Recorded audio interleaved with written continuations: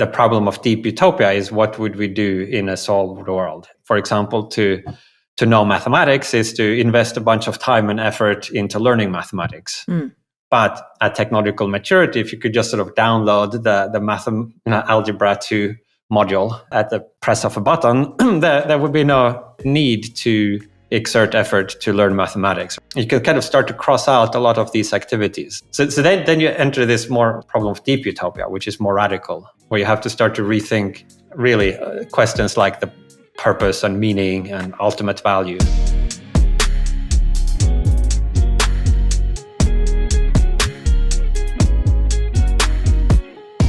There's a little ray of sun shining through the dark, gloomy clouds. No, I think both sides have always been there. And in fact, there have been little glimpses. I wrote something called Letter from Utopia a good many years ago, which was an attempt to poetically evoke some of the positive things that could be attained.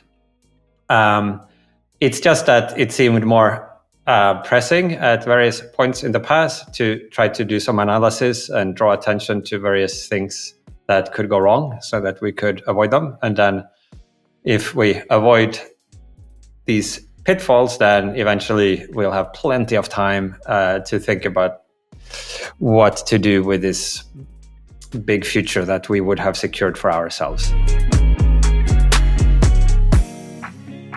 There are a lot of concepts and ideas, but I guess one key concept is that of technological maturity, which I define as a condition in which all the technologies that are physically possible and for which there is some feasible pathway of development have been developed, or at least some reasonable approximation to that. I should say the book, it brackets a lot of things, and in particular, it brackets the question of how to get from here to there. So it kind of sets aside all the practical difficulties that lie ahead of us in order to sort of get to the point where you could actually ask the questions of what then? You know, whereas Superintelligence, the previous book, kind of asked what could go wrong with AI. At least 95% of the pages were on various risks. This asks kind of what if things go right? So then I think eventually we have like condition of technological maturity. So that's kind of one word that helps set some of the premises.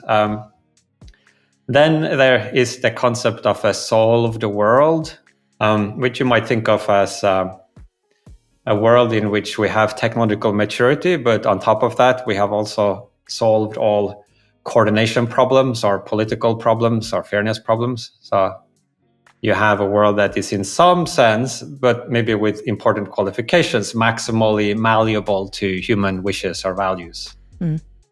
The problem of Deep Utopia is what would we do in a solved world? If human instrumental effort becomes otiose and we don't really need to do any. The robots can, serve our food, and then like what gives meaning and purpose to human existence in such a radically transformed condition.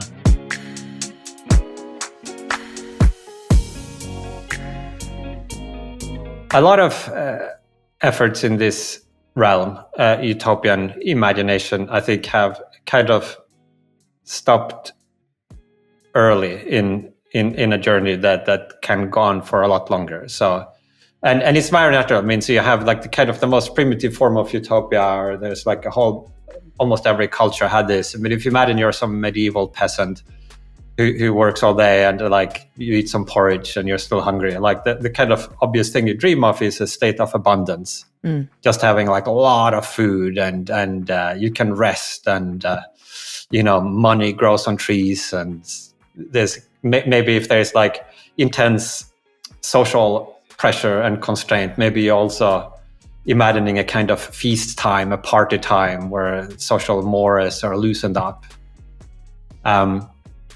And that's already enough to be like a fantastic fantasy in that condition. Then you have the class of utopias that are really more stand-ins for, like, it's kind of symbolic political struggle. So you have some utopias that warn of various tendencies in contemporary society, which, if allowed to continue, would lead to some more overtly bad condition. And so you have like 1984 or Brave New World and a whole bunch of other sort of political writings in the guise of utopias. And then more recently, you have these attempts to think through, what about automation? If like AI is doing all this stuff, what will happen to the human labor market? And the more radical forms of that think, well, you know, what if robots could do all economic human labor, or all except with a few, you know, carve-outs? Then maybe you need some universal basic income, and you could have like some discussion about that and what would happen to the education system and culture in that kind of world. But I think there's like a step further on this journey, at least one step further, which is to realize that it's not just human economic effort and labor that would become unnecessary in a solved world, but all kinds of other human effort as well. So you mentioned learning, like that's one thing that you might spend effort doing now, because the only way, for example, to know mathematics is to invest a bunch of time and effort into learning mathematics.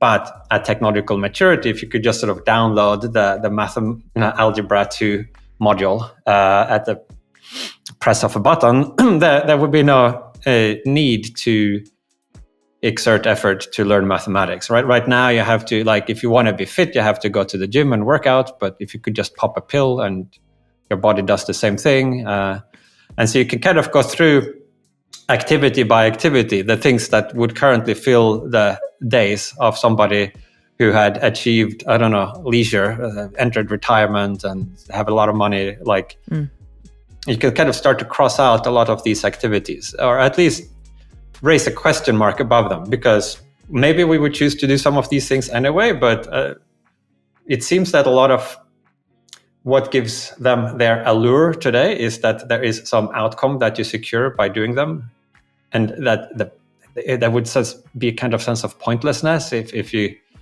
know, you could study mathematics, but why, if you could get equally good at mathematics by, you know, downloading it? Or maybe people like to go shopping as a fun, pastime, but part of maybe what gives that activity its allure is that at the end of the day, you might end up with some item that you really like that kind of enhances your life, or, you know, it looks good on you if it's a clothing. But if you had like a kind of recommender system that could just pick out better stuff than you would pick yourself and then order it, then, you know, is it still as fun? If the upshot of that is that you actually get worse items than if you just let the AI do its thing. And so then you enter this more sort of, the problem of deep utopia, which is more radical, where you have to start to rethink questions like the purpose and meaning and ultimate value from the ground up.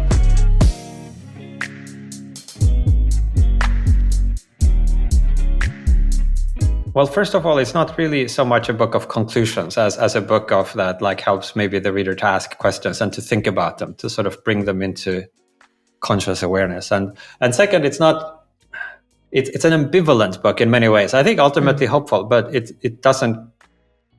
it's not trying to lay out the case that the problems are not really real and that it's all hunky-dory. I think there are kind of, once you start to think through this, a lot of,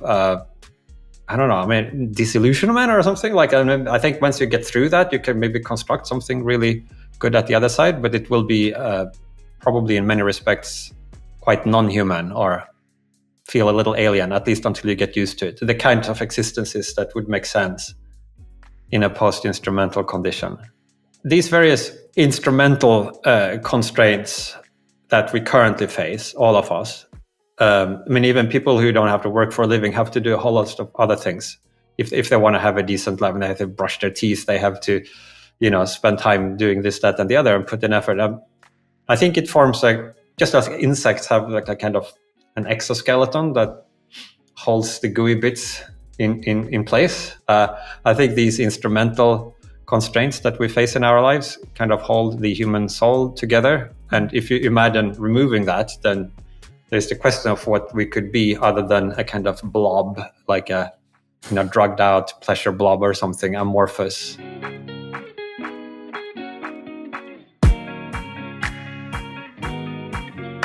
One can look for places where it would be instrumentally necessary for humans to put out effort. Mm-hmm.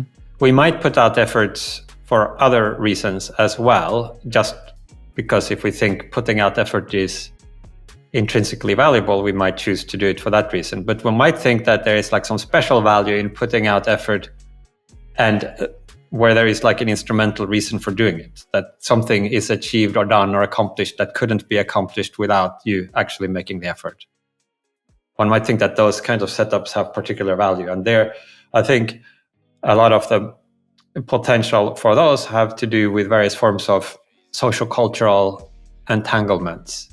So basically, let's suppose you have one of your value preferences is that the other person's preferences be satisfied.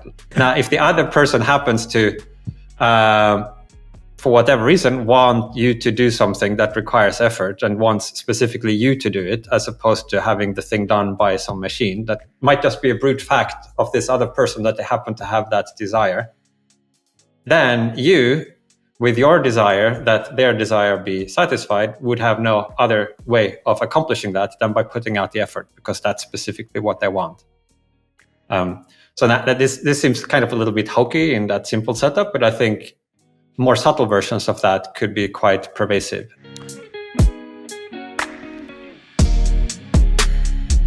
So certainly there could be a lot of values that are unrealizable in the real world or in any future we could attain, because you could have kind of arbitrarily resource-hungry preferences. Mm-hmm. And certainly if you make more people, then eventually resources will run out per person, right? Like there is if you have a finite cosmic endowment, then for a sufficiently large population, you will have a Malthusian state.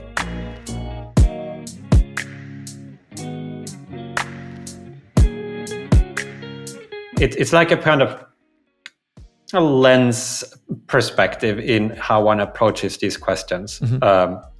That I think you get very different answers if you think what kind of future would I actually want to live in versus what is the coolest kind of future to explore in a science fiction scenario. And obviously, when you present the questions like that, it's impossible to confuse them. But I think in reality, when people think about these futures, some people allow intuitions from the outside perspective to creep in to a larger extent than they should. Now, there is a general difficulty in making one's thinking amount to something more than just a kind of regurgitation of the more or less random influences one has had or the literature one has read. So there's kind of more formal work that people do in population ethics and stuff where you could do some analytic work, and it's easy to see how you could make intellectual incremental progress by kind of debating that. But when it comes to sort of the values themselves, it's very hard to have opinions about that add signal, as it were, because these are highly subjective in many ways. And if you want your thinking on these things to reflect something more than your mood or your own idiosyncratic personality or the particular cultural milieu you happened to grow up in, it is hard to do that.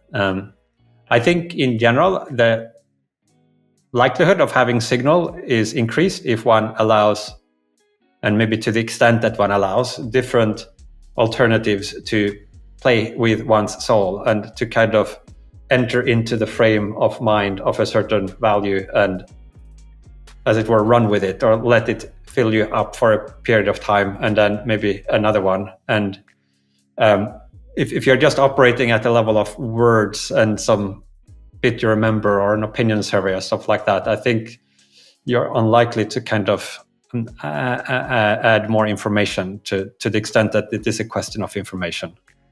Mm-hmm. about these ultimate value questions.